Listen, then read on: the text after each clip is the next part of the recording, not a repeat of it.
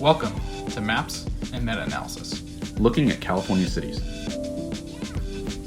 Hi, I'm Darvesh Borja. And I'm Justin Hurst, and this is Facts in Folsom. A meta-analysis. Hey guys, welcome back to Facts in Folsom. This week we have an interview with Sheri Merrick. I'm going to let Justin introduce her a bit, and then we'll kind of get rolling.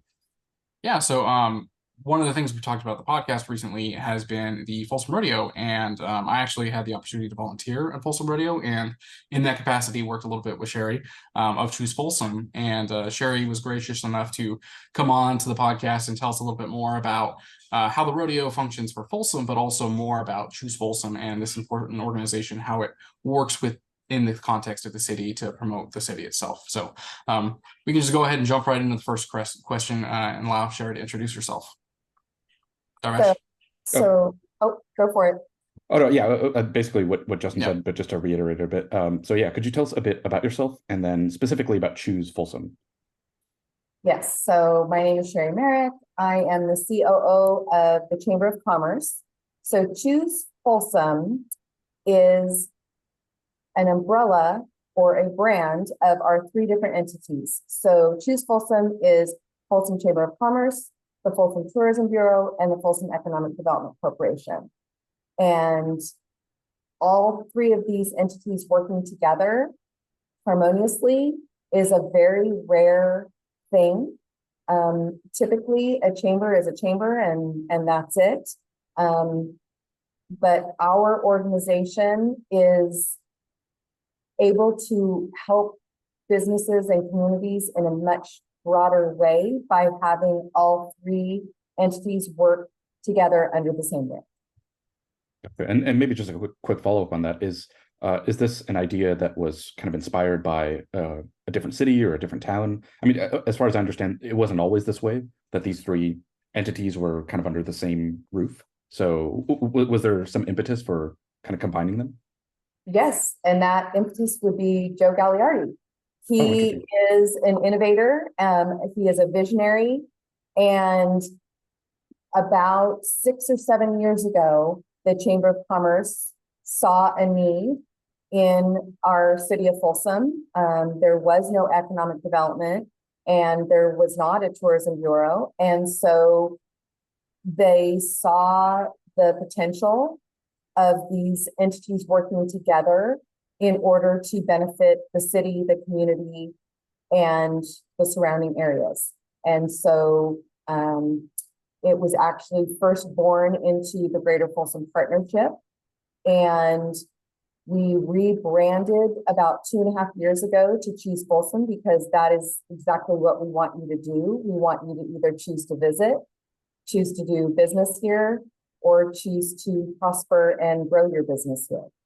Interesting. Yeah. I definitely kind of vibe with the branding. Yeah, because essentially you're trying to convince people to make this like very kind of not onerous, but like a very sticky decision in that like wherever you establish yourself, like you should be really convinced that it's the best place for you, best place for your customers, best place for like your employees. I feel like it could even extend to like choosing to live in Folsom, and that sort of like ties into everything. So I guess with that, what does being a COO in this context involve? Like, what exactly are the operations of kind of gluing, these entities together?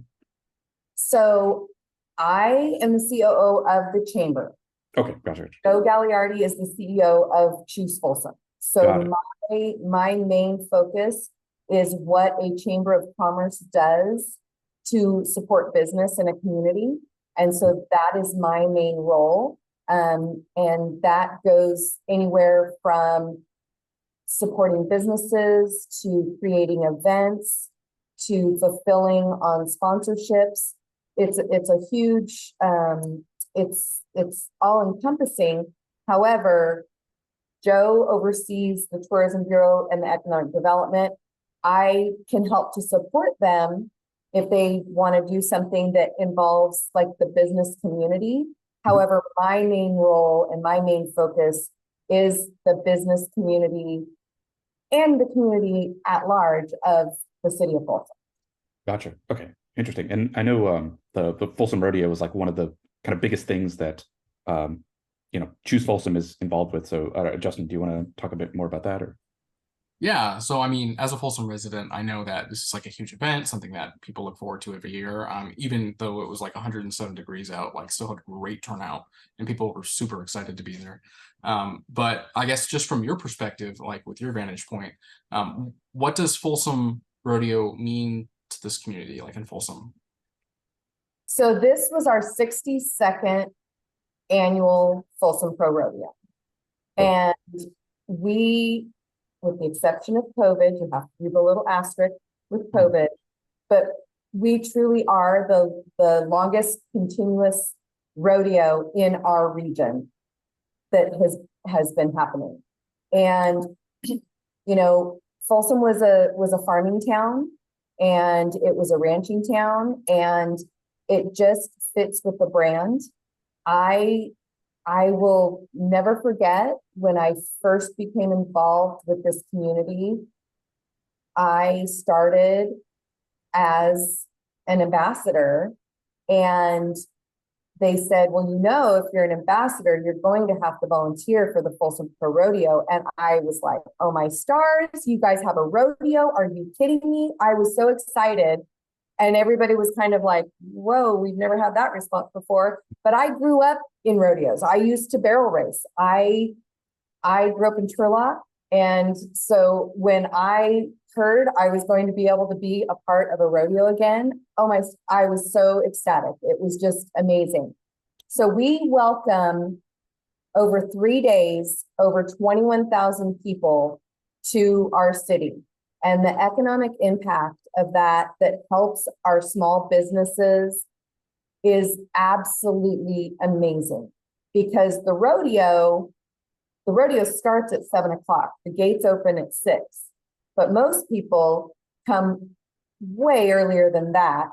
They dine, they shop, they stay over in our hotels. So it's an amazing experience for our community, and it truly is a family tradition.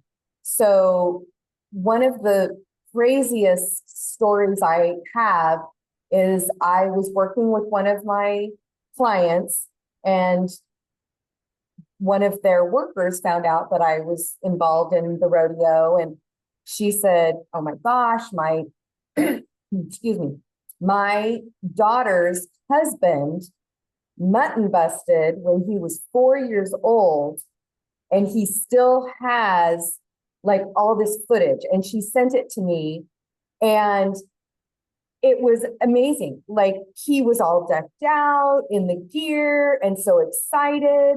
And for those of you that don't know what mutton busting is for our younger generation that's just starting out in rodeo, and we put kids under 6 years old that are under 55 pounds on the back of sheep, and they get to ride a sheep like you would a bucking bronco or a bull. And it just, to see these kids that they mutton busted when they were 4, 5, 6, now they're grown, they have their own families, and now their children are coming and being able to mutton bust. It gives me the chills, because it's truly a family tradition. And that's what we want to make sure people of Folsom realize, and the surrounding communities, that this is a family-friendly event. We always call it a showdeo. I mean, I truly grew up around rodeos, and it's animal act after animal act after animal act after animal act. And we really break it up and bring the family fun. And we make it to where the kids don't want to leave their seats to go to the bathroom because they're scared they're going to miss something, because it's just excitement after excitement after excitement.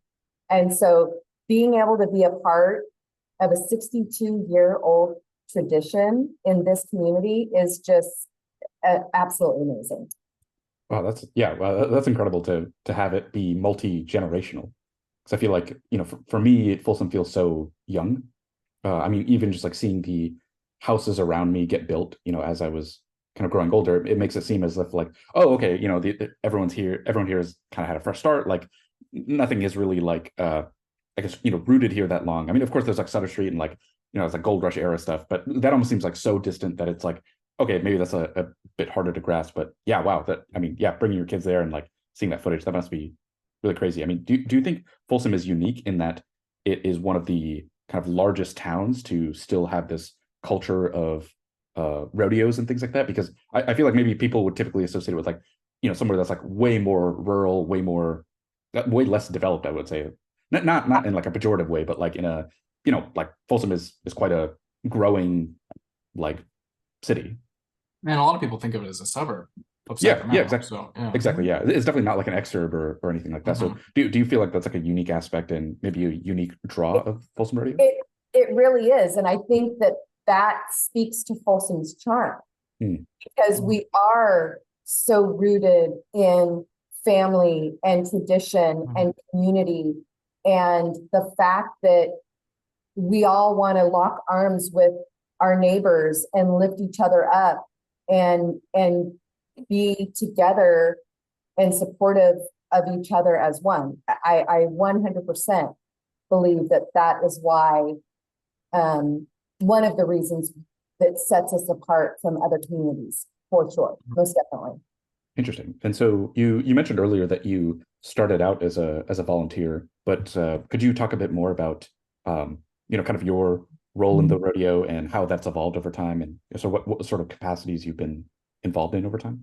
Yes. So the first year that I volunteered, I jumped in 2 boots first.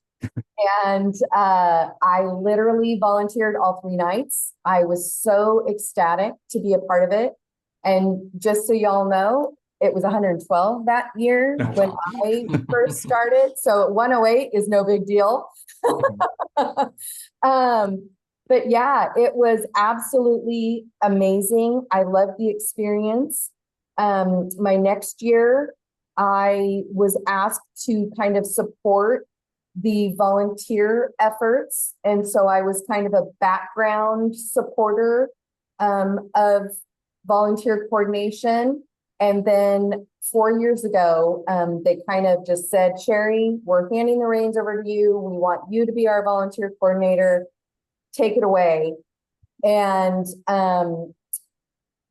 it's been an interesting ride because I did get some pushback. So when I first started, they really kind of just opened up volunteering to the community and said, if you want to volunteer, here's a link, sign up online and volunteer. And what happened was there was a lot of unknowns, because if you sign up to volunteer, you can choose to show up or you can choose not to show up. And so there were times where they were very short on their volunteers, and it made for a really hard time on the volunteers that did show up because they didn't have the support to help them. And I heard that. I listened and I heard that feedback from the volunteers that it's really hard when you need 6 or 8 people to do a certain task and only 4 of you show up. You're all doing double duty, and it's really, really hard. And so I thought, well, one of the things I learned of being a part of the chamber is that Folsom has amazing nonprofits. We have so many local nonprofits that do so many amazing things for this city that just go unnoticed, unrecognized. And I thought, you know what? I knew that the chamber would pay a stipend if a nonprofit would provide a certain number of volunteers each night. And so with that, I decided that I'm going to embrace that model. And I'm going to say, yes, community, if you want to volunteer, you can totally volunteer, but volunteer through a local nonprofit so that they can earn a stipend for their nonprofit. So that the Folsom Pro Rodeo and the Chamber of Commerce is giving back to our local community.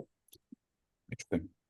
And give people a little more skin in the game, because then they feel like if they don't show up, then that's impacting Exactly, nonprofit. exactly, because they know if I don't come, this is taking money away from my nonprofit that I support.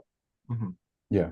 Yeah, it's really fascinating because it almost like doesn't have to be a direct stipend to the person. You're almost like relying on the like social contract, so to say, so to speak. Like you feel like you have a social contract with your local community, your local nonprofit. It's not like this nameless, faceless Correct. entity that's just like shoveling you from kind of one job to another. You're like, oh, I know these people.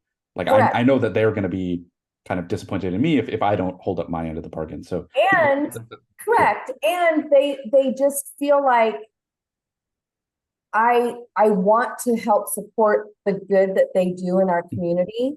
And so if something happens and I can't make it, I'm going to call someone else and say, hey, I can't make it. Can you come in my place?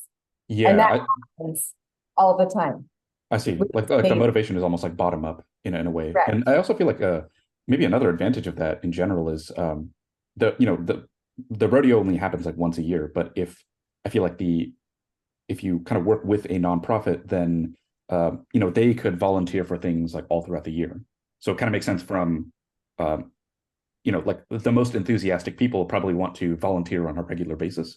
Yes. So they want to like have the most opportunities. And so yeah, it's almost like a kind of duration matching thing where you can say like, oh, I'm going to regularly volunteer with like my church or like my food bank or whatever the case may be. And whenever the rodeo comes around, it's like that's something I can still look forward to without having to like kind of change my schedule or something like that. So yeah, it's very fascinating. Yeah. So you gave us a little bit about your role and how it's evolved over time, but pivoting a little bit to the organization, this rodeo has been going on for many decades, as you've expressed already.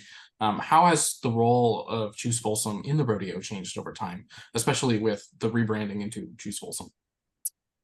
I don't think that the role has changed at all because what's funny is the perception is that the city of Folsom is who puts on the Folsom Pro Rodeo.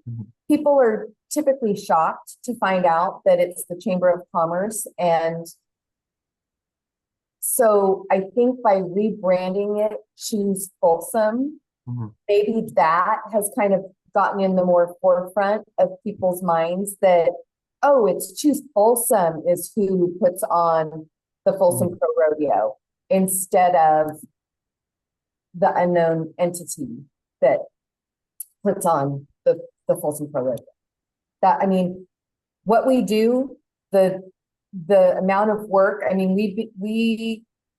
we're planning right now already for next year, and it's August 1st. There's such a long runway for an event that has 22,000 people in attendance, that there is a lot to get done. There's a lot to do. We are a small but mighty team of 12. And we've got such amazing volunteers and amazing partners that love this community and want to keep bringing this to fruition year after year. So we truly are blessed that we do have such amazing partners. Libby Sino, I truly believe 7 or 8 years ago when she took over being our event coordinator for the Folsom Pro Rodeo, she had vision, she had experience in big events, and really did help us take it to a different level, but keep that charm and keep that family vibe of, bring out the kids. That's what we want. That is what Folsom is. Folsom is community, and you can't have community without families. And so it is going, I'm praying it is just going to remain a tradition into the hundreds. Yeah, hopefully. I mean, actually one thing you touched on that I think is maybe kind of important to clarify for listeners. You touched on the fact that I think a lot of people conflate a chamber of commerce and its activities with kind of a city government and what it does. They almost see it as like, oh, this is like the arm of like the legislature that sort of like deals with businesses. But at least from my experience, from talking to you and talking to other people, it really does seem like a chamber of commerce is kind of its own self-contained entity in as much as it can. I mean, obviously it like interfaces with, I think, the city council and other kind of departments and things like that. But it really does seem like more autonomous than I think people kind of give it credit for. So it's like maybe veering a bit off of the Folsom Rodeo stuff, but do you find that to be kind of a misnomer maybe that people have, or do you often find yourself sort of clarifying that, like, hey, we're not like, we don't like, we're not like pally with like the city council like all the time, we're sort of like doing our own thing, and of course we like talk to them and interface with them to some extent, but we're not sort of like a branch of the local government. Correct. And you kind of hit the nail on the head with that right there, is that so many people think that a chamber of commerce is government. Mhm. And we are not a government entity. And that's why we are so important and so relevant, because we are not confined by government laws and things that like a local city government is. They are literally confined by what they can and cannot do in order to support business or help business. Yeah. So the biggest thing that a chamber of commerce, the reason a chamber of commerce was even born, is the advocacy. So our job as a chamber of commerce is to fight for businesses to be able to do business. Mhm. And the state of California is one of the hardest states to do business in. Our state and local government, they do put a lot of strain, hoops, restrictions, fines, all these things on our businesses that truly make it so difficult to live that American dream or become an entrepreneur and decide, hey, I've got this great idea and I think I could actually earn a living off of it. Well, guess what? The government is going to have a say on how you will be able to see that come to fruition. And so the Folsom Chamber of Commerce is one of 5 local chambers that belongs to UCAN, which is, I believe it's El Dorado, Rancho, El Dorado Hills, my apologies, El Dorado Hills, Folsom, Rancho, Roseville, and it could actually be El Dorado. So we actually pay money to have a lobbyist go down to the state capitol to help fight bills that hurt our businesses. Because there's just, depending on your side of the line and all of that, I'm just going to say, for instance, a decision was made in government, didn't work out for them, so there's a deficit. So now they can't make up that deficit, so they want to pass on a new tax or fine to businesses to make up for something that they didn't foresee or fell short on. And those are the kinds of things that we try to fight as your local chamber of commerce. And all the other stuff that a chamber, like the networking and the events and the bringing businesses together and the visibility and the connections that we make, to me, that's all secondary, because without that advocacy piece, if we get so constrained that you can't even do business, what does all that other stuff do to help you? And so I truly feel for a lot of businesses, they don't understand all of that advocacy work that we do. And, this coming year, we could potentially have 2 open seats on our city council. And in order, business is the lifeblood of a community. Like, that is sales tax.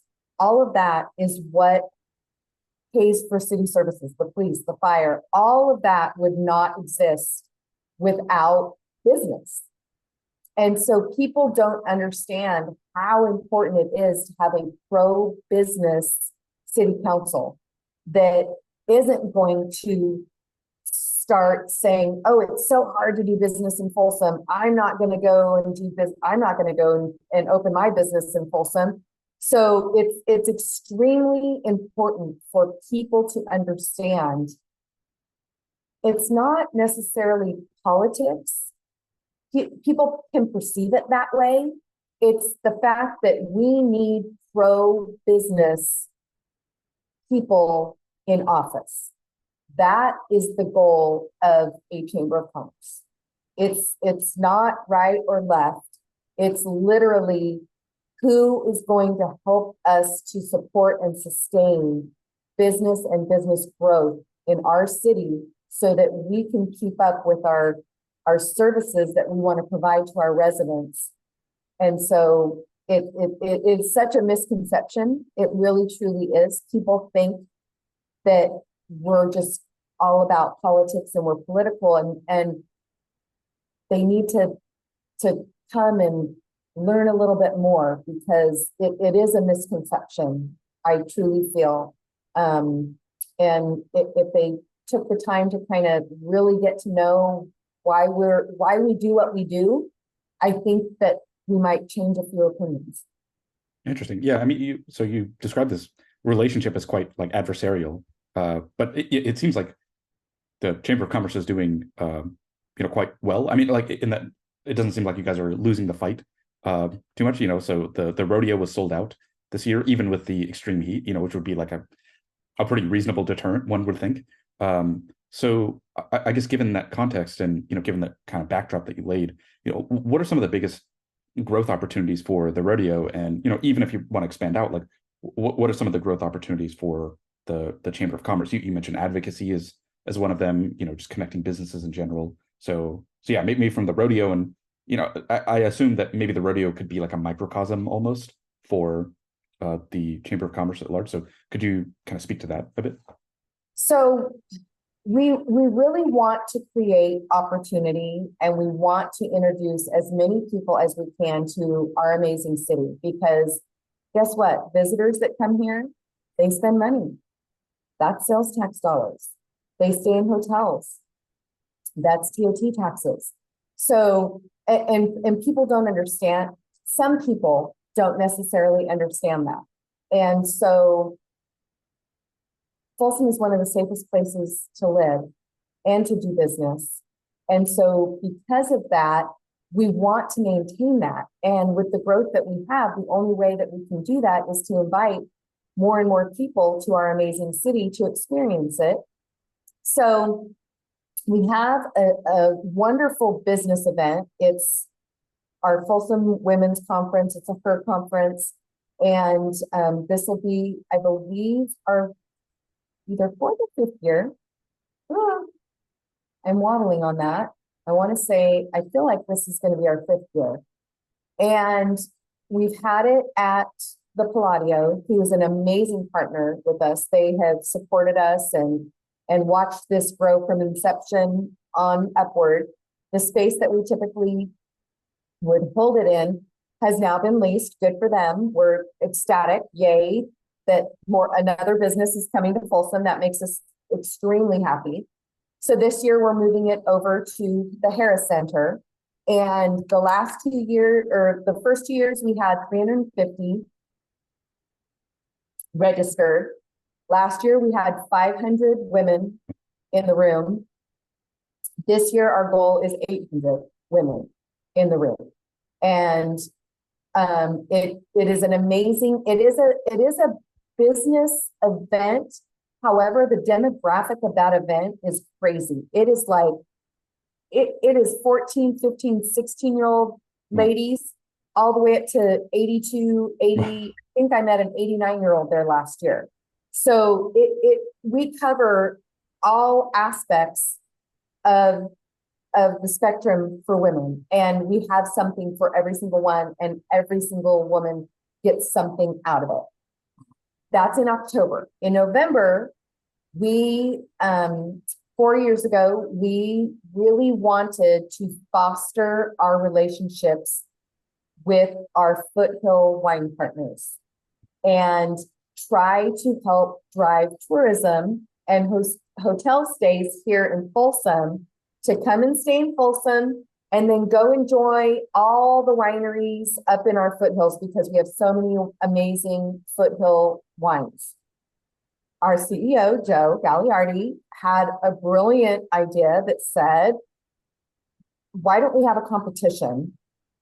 And then the winners can be highlighted at a wine festival.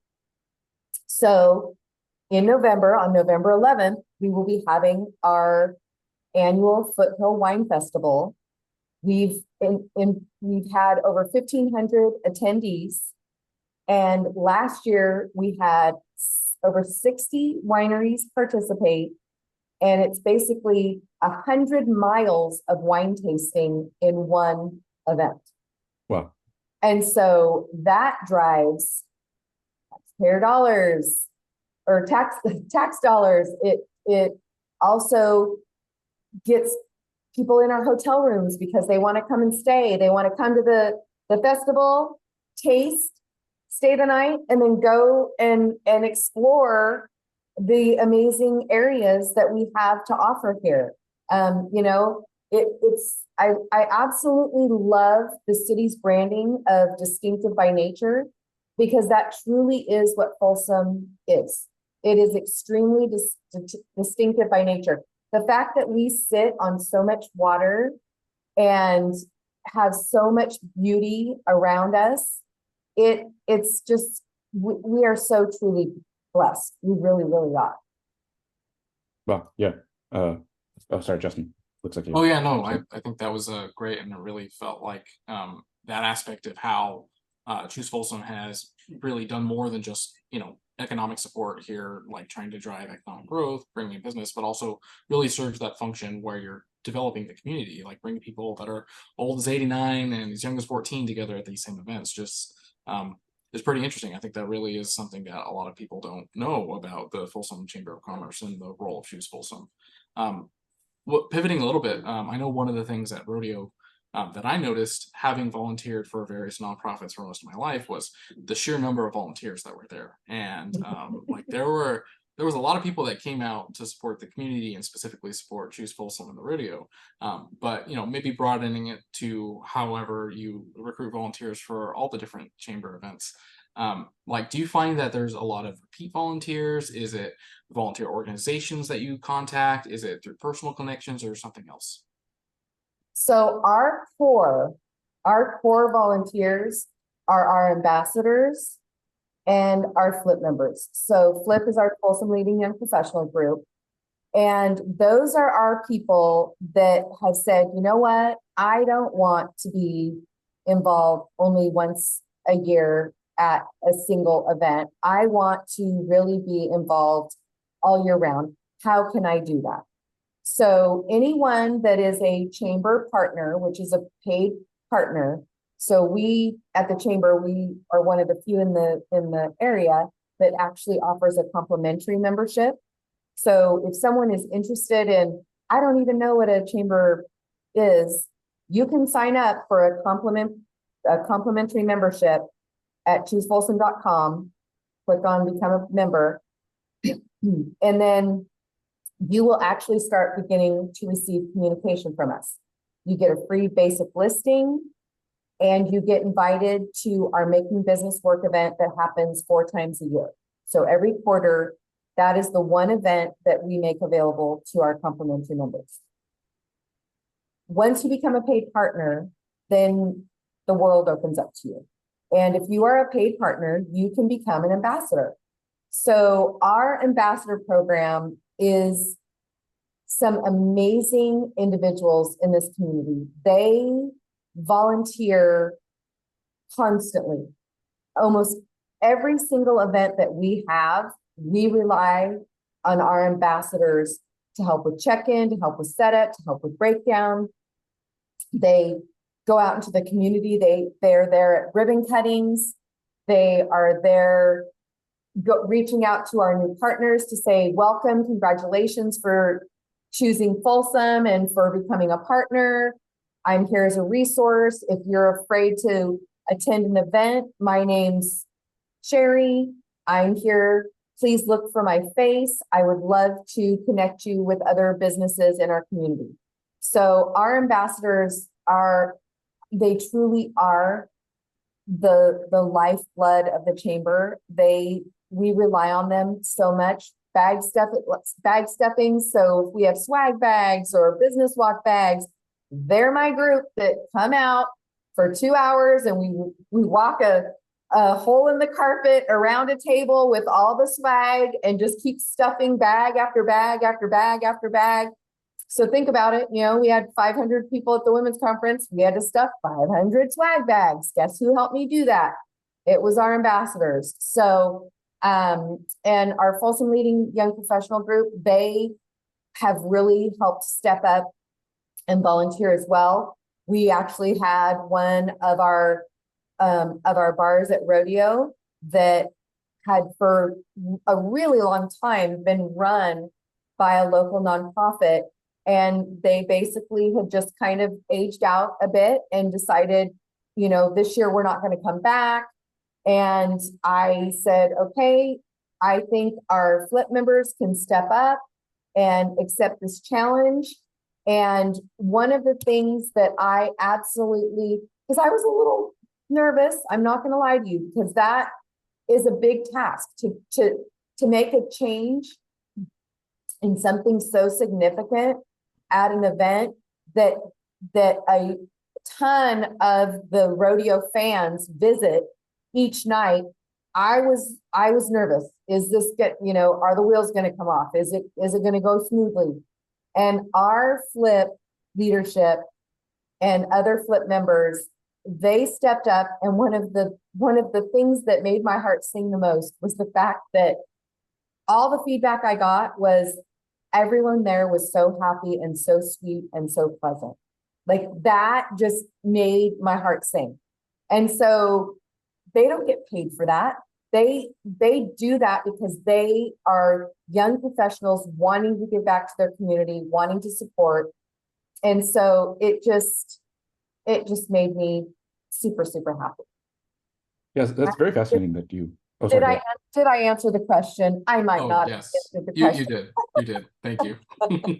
Yeah, I mean, I think that's a very interesting framing of it, because I think maybe to an outsider that would almost seem like counterintuitive. Like you have these people who are already kind of deeply involved and you're asking them to do like more work on top of, kind of like dues that they're paying or kind of like events that they're attending. But I think the way you described it seems like it almost seems like self-evident as to why they would want to get involved, because it's kind of a virtuous cycle. If you can be there at multiple events, then your network grows both broader and deeper, and that probably benefits you as a business owner. And even if it doesn't benefit you as a business owner, I mean, it just benefits you in a professional sense, in that you can say that, okay, I'm like deeply rooted in this place. I know these people very intimately. I've been with them since the beginning, or however long that I've kind of been involved. And so, yeah, think about it, Darvesh. If you're out on a business luncheon and you're somewhere and 2 or 3 people walk into the same establishment and are like, hey, Darvesh, how are you doing? Good to see you. And you're like the popular person, that's going to hold weight with whoever you're meeting with. They're going to be like, oh, wow, I should probably do business with this person because they're obviously ingrained in this community. And if I want to do business in this community, I need to get to know Darvesh. Yeah. So it is a one hand washes the other, but it's also so fulfilling at the same time. Yeah. Yeah. It seems like it can kind of act as like a catalyst in many ways, that like business does not have to be this sort of like purely cutthroat transactional thing where you're trying to just like, get the most value out of it. You're like, on some level, it has to be like a human to human thing of like, why should I trust this person with my money or my customers or my information, whatever the case may be. And, even from just attending the flip events, it it really did seem like everyone was very supportive of each other. It's definitely a very like positive sum mentality that, if we work together, we can make Folsom into something that's more than the sum of its parts. That's more than just like all of us sort of, kind of operating individually. Yeah. Yep. One of my favorite sayings is during COVID, our business model before COVID was we supported our members. So anybody that was a member, that's who we supported. During COVID, that went right out the window because we knew if we don't support every single business that is in Folsom and lock arms, then the whole ship goes down. Mm-hmm. And so that's why we decided we're going to come up with a complimentary membership, because we found during COVID, we didn't just support our members, we supported every business in Folsom. We had industry calls, we had a Mindset Monday call where people would get on there. I mean, every Monday I cried because we would have Zoom calls and it was literally just people being able to express how hard it was to be a business owner and to have this dream of doing business, and they've had their business for 10 years or 15 years or even 5 years. And now the government has just completely shut it down. And I've never worked so hard in my life trying to figure out what can we do to help businesses stay in business and sustain and be okay and thrive. I mean, I remember a year after COVID, I would drive through smaller towns and you would just see all the shuttered doors and all the closed businesses. And it just made my heart hurt because I know that that's someone's dream that died on the vine. And when I drove around Folsom, I didn't see that. And it made me feel so proud to be a part of an organization that hopefully had a tiny bit of play in that. Yeah, I can't imagine how it wouldn't be impactful on some level that, people's livelihood, their, I don't know. And we've been talking about how it roots people in communities. And so it's not just like this material thing of like, oh, I have this lease, I have this mortgage payment, I have like these like, things I have to sell. It's like, this is how people see me in Folsom. This is like part of my identity. And for that to sort of just evaporate, over time, it's sort of, I don't know. Yeah, there's something kind of intangible about it. So this next question was, I guess, kind of originally focused on volunteers, but maybe let's like broaden the scope a bit. So I guess, what are some of the ways that you've recruited and communicated with potential volunteers in anticipation of an event? And maybe to broaden the question just a little bit, what are some of the strategies you use for just recruiting and communicating in general? Like I found out about the Chamber of Commerce. Well, I mean, I knew Justin and like his mom obviously like works for the Chamber, so I sort of like knew of it. But the way that I sort of got involved, obviously, like the way I met you was through a flip event. So that's the kind of branch of outreach that I'm familiar with. But how does communication and recruiting work in general? So it truly is connecting with our local nonprofits, and we try to have enough community events to share the message of what Choose Folsom does in our community. And we always say at the end, how can you get involved? And it says volunteer for events. And so people will reach out and they will say, hey, I'm new to the area. I lived in the Bay Area, or I lived in Texas, or I lived in Idaho, and I used to always volunteer for things. I would love to get involved and volunteer. I'm like, great, send me an email. I have a folder that's my volunteer, and that's my go-to. And anytime I have an event, that's where I go. I do rely heavily on my ambassadors. That is definitely the go-to, because I do feel, yes, you're volunteering, but like you touched on, it is also can be a benefit for a business owner. So I always want to give them first opportunity because they do so much for us all year long that if they're available and they find value in it and they want to volunteer for the event, I want to give it to them first. Once they're done and I still have openings, then I'll reach out to my nonprofits and say, hey, can we work something out? Can I get this, that, or the other? And maybe we can get you a stipend. And then I will open it up to community members that I have just met over the years that I know I can count on, that know the level of professionalism that we try to have at our events. I've gone to all kinds of events, not just chamber events, just, that's one of the things that we try to do as research is go to other people's events, see what they do to see if maybe we could be doing something better. And I truly am extremely proud of the level of professionalism and organizational that we have at our events. I mean, it can be anywhere from just check in for an event. Like people are like, I actually volunteered in an event and I was so confused. I didn't know, where do I go? What's happening? I was very, very, very confused. And so we try really, really hard to make sure that, yes, you're volunteering, but we want it to be a fun experience for you. We don't want it to be this burdensome thing. We want it to be something that you enjoy so much that you're like, yep, sign me up for next year or sign me up for the next event.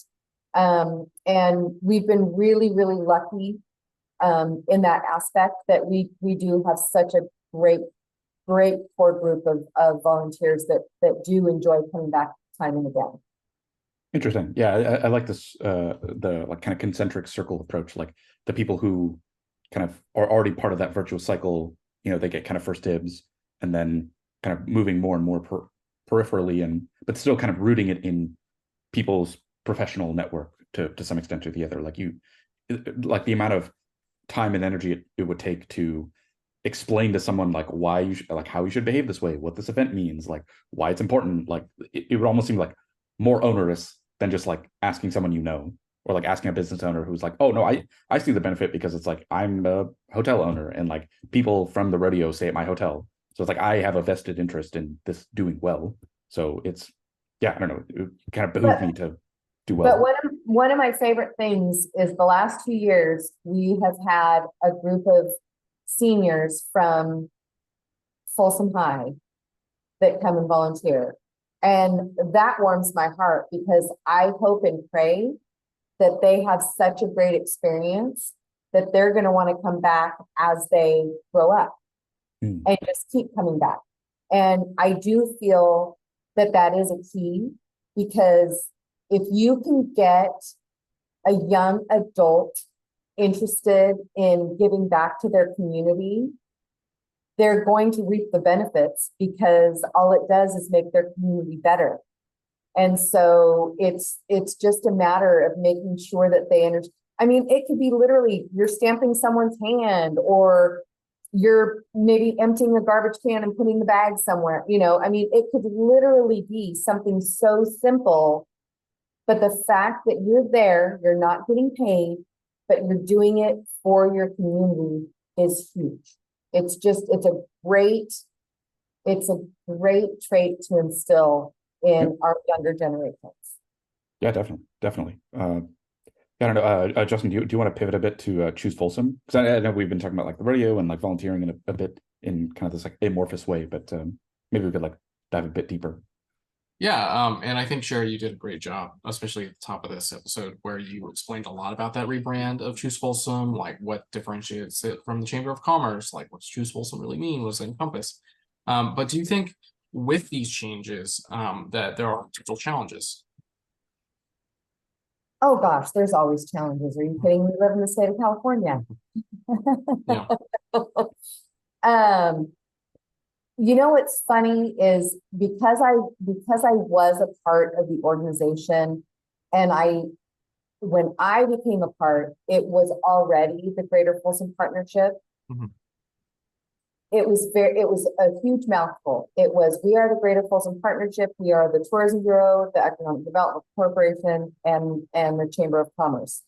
And now the fact that it can be so succinct, and it's Choose Folsom. Just choose Folsom. That's all we want you to do. Choose it to dine out, to shop, to visit, to buy a home, to do business, to come and have babies and send your kids to school. I mean, there's so many reasons for people to choose Folsom. So when the rebranding happened, it was truly an aha moment. And it, for some of our people that have been a part of our organization for a really long time, there was a bit of a struggle because it was like, so what, are we Choose Folsom now, or are we good? So I am the COO of the Folsom Chamber of Commerce. The Folsom Chamber of Commerce still exists. Mhm. TED Corp, which is our Tourism Economic Development Corporation, still exists. Fed Corp, which is our Economic Development Corporation, still exists. So those three entities still exist, but the brand Choose Folsom encompasses all of them. And so I kind of like to Jen Cliff, our VP of Marketing and Communications, she said it perfectly. It's like Nike. It's Nike, but their brand is Just Do It. Mm. There's no confusion. Yeah. There's no confusion. If you hear Just Do It, you don't think, oh, is the company now called Just Do It? No. Yeah, I see The what you're company saying. is not called Just Do It. The company is still Nike. That is their brand. So our three organizations' brand is Choose Folsom. Choose Folsom in all those three ways. Interesting. And so I guess with that, how do you see Choose Folsom impacting Folsom as it grows? Right. So like, it seems like one of the narratives about Folsom is that it's one of the fastest growing places. It's just seen a lot of influx. I mean, some of it to the chagrin of like native residents and things like that. But that's kind of like a separate conversation. I mean, I would say in general, it's been good. It's been positive. There's been a lot more homes passing up. I mean, I would never have thought that Folsom would be on a trajectory to cross like 100,000 residents like anytime soon. But now with all the homes and things popping up south of 50, it seems like that's a very real possibility. So how do you see Choose Folsom evolve? I mean, you've kind of already alluded to it a bit, and I can maybe sort of anticipate the answer, but do you think there's any counterintuitive aspects about how Choose Folsom is a part of Folsom's growth? So it's really funny because before my first child was born, which was over 21 years ago, we looked at Folsom and we wanted to purchase a home in Empire Ranch.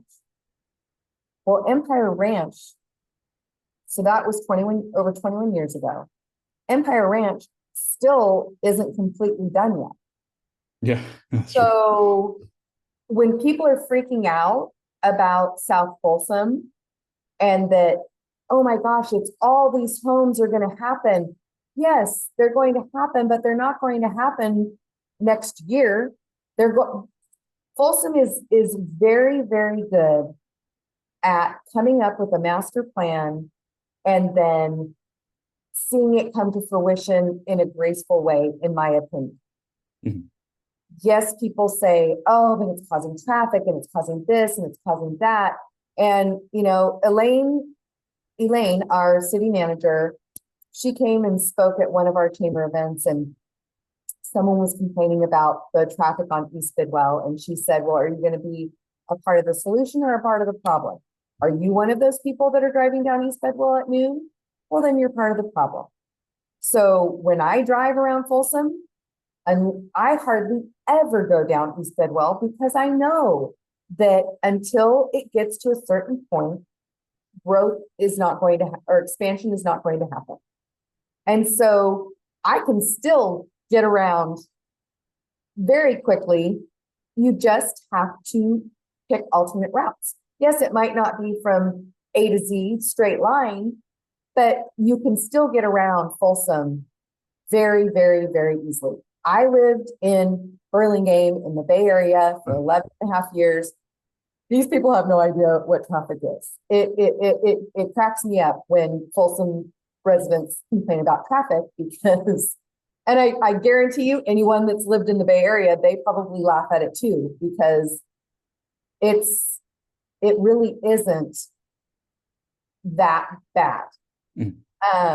But I feel like our goal as Choose Folsom is to continue to make sure that we have sustainable growth to allow our business community to thrive and grow, because that is what supports our police, our fire, and our city services. And I feel like that's the part where people, they forget. They just think, oh, it's just there. No, it's not there without tax dollars. Sales tax dollars is what pays for those services. So if all of these businesses shutter their doors, we will not have police, we will not have fire, we will not have all of these services that our citizens rely on to live in this amazing city. And so I feel that we are very responsible in the support that we provide to our business community, and the fact that the businesses that we try to recruit to come here and grow here. At Granite School, we have the Northern California Innovation District. It's an incubator. So we are bringing startups from basically all over the world to come here, start as a 1 or 2 person business, fall in love with Folsom, and want to grow their business here and have their headquarters stationed in Folsom because they fall in love with this community and they don't want to leave. That's our goal. And that is what we are striving to continue to do. I see. So like essentially, one day there might be like what the Apple headquarters is to Cupertino, like there might be something like that in Folsom, like people hope, I guess. Well, there was the intel, so that's true. And the chamber was very, very involved in helping to make sure that happened. So that's, yeah. I mean, hopefully there's more to come, I guess, on that front. But yeah. Yeah, I guess that really concludes most of our questions for you for this interview. We covered a lot from Rodeo, Choose Folsom, and everything in between. What do you have for maybe your own closing thoughts, or what you hope our listeners take away from this?